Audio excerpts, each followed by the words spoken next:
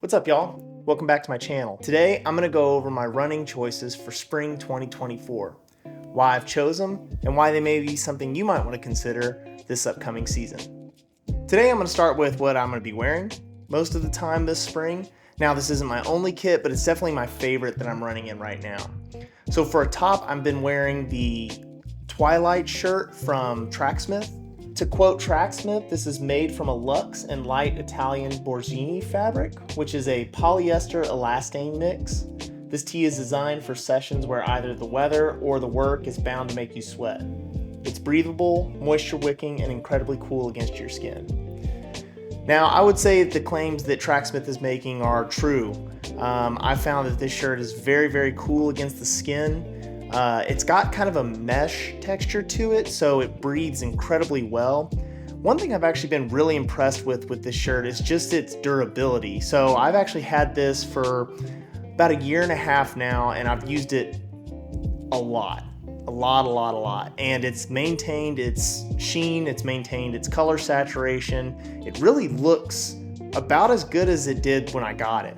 So I've been really impressed with this shirt. Tracksmith stuff is just top notch. I love their whole aesthetic. It doesn't look like traditional modern running gear. They keep things kind of subtle, and it almost has that kind of vintage ivy aesthetic to it. So not only would you look good in this thing, you'll also feel good.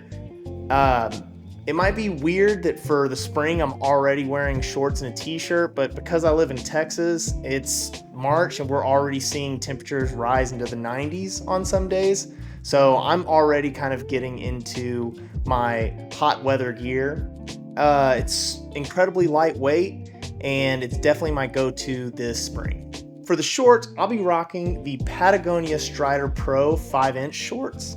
They say they're our most technical running shorts, lightweight with bonded seams, a 5-inch inseam, and 5 pockets for storage. They're built for longer days in the mountains or on your favorite backyard link-ups when utility matters. 2.5 ounce, 90% recycled polyester certified by Ocean Cycle and sourced from coastal communities at risk of plastic pollution. Plus 10% spandex plain weave with 4-way stretch and a DWR finish. So these are really unique shorts. Patagonia actually doesn't have anything that they consider like a road running apparel. All of their stuff they consider trail running. I don't know if that's intentional. I find a lot of their stuff to be usable for both trail and road. So I don't know if I think it's more so just Patagonia, just kind of targeting the trail running audience, but their trail running stuff is perfectly capable on the road. So these shorts I bought last year, and I've been really impressed with them. They have 5 pockets, a zipper pocket kind of dead center in the back, and then off of that center zip pocket, there's 2 kind of elastic pockets, and then directly on each side of the short are kind of more vertical pockets. They advertise these pockets for like gels and lighter things, and even though in like the press material you see a guy put an iPhone in the rear zip pocket, even with my smaller iPhone, I've actually found it to be a little too tight for a phone. So I wouldn't really trust any of these pockets with my phone. You could probably squeeze one into the side mesh pocket, but I don't know. I think it's a bit of a stretch to try and put any sort of phone in the pockets. I think they're really just meant for gels or sport snacks or things like that. So that would probably be the one caveat to these shorts. So I typically run with a running belt anyway, and that's where I'll store my phone. But everything else about the shorts is great. I love the way they're cut.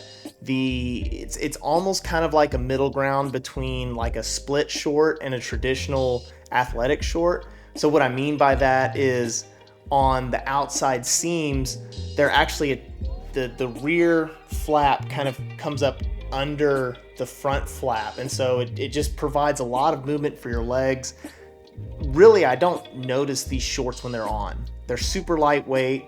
Love the color. Patagonia just makes really good stuff, really durable stuff, and I love how breathable they are and how much it feels like I can move my legs in them. a running kit wouldn't really be a running kit without some good running shoes. And for the last 3 or 4 months, I've been running in the New Balance 1080 V13.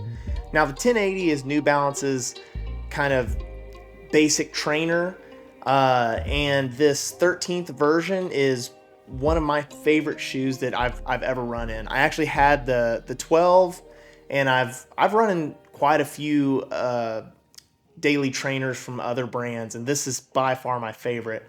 I don't know if they've changed up the foam of the fresh foam that's on these, but compared to the previous versions, I'm seeing a lot more longevity from this foam. So in other words, all of the good properties for running, the bounce, the cushion, things like that, it's retaining that the longer I run in them. I've put about 200 miles on them already, and they still feel really good. There's nice bounce to them. There's plenty of cushion, and I would definitely give these like an A+ as far as the cushion goes. So as far as specifics goes, there's 38 millimeters of stack in the heel and 32 millimeters of stack in the forefoot. So that means there's about a 6 millimeter drop.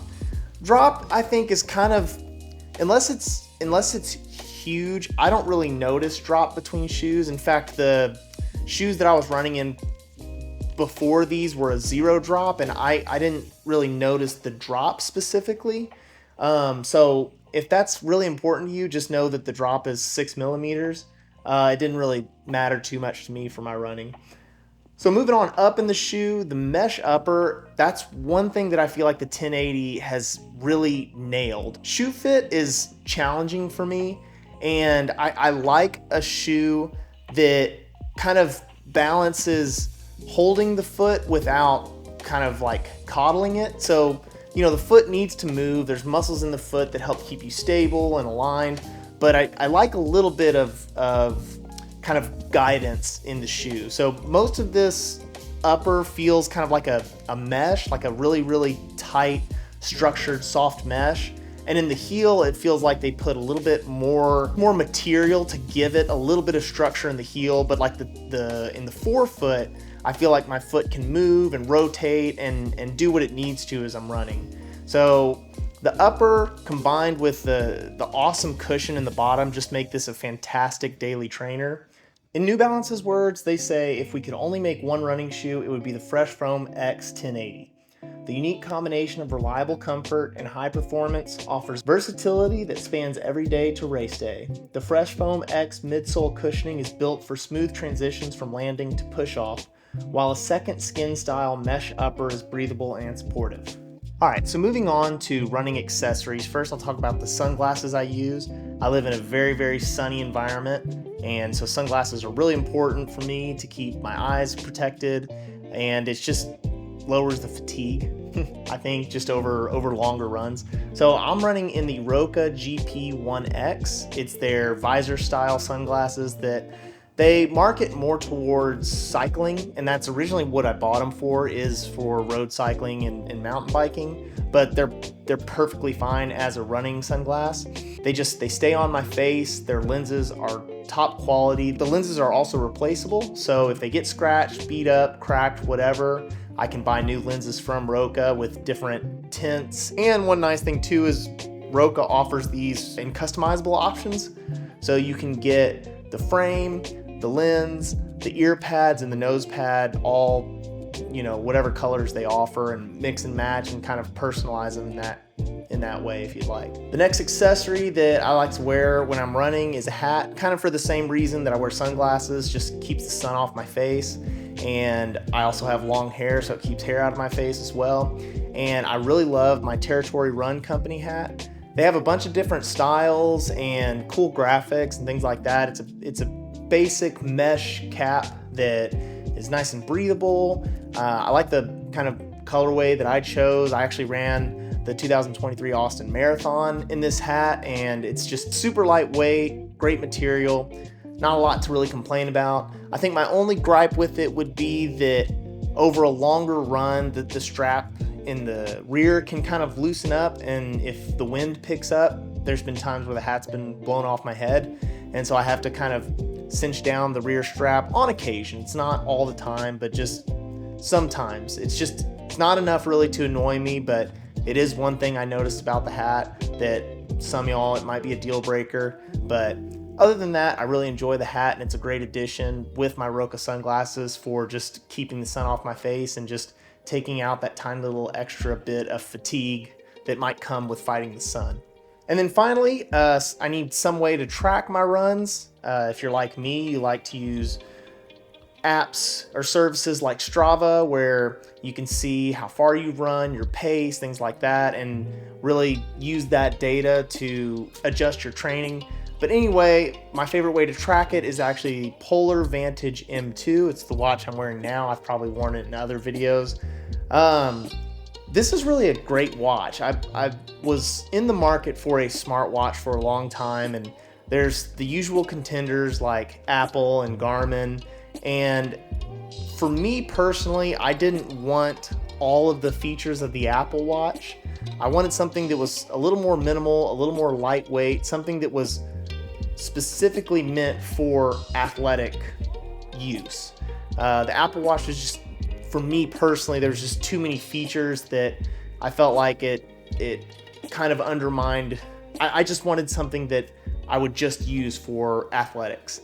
And so after doing some digging, I'd had Garmin products in the past with varying degrees of success.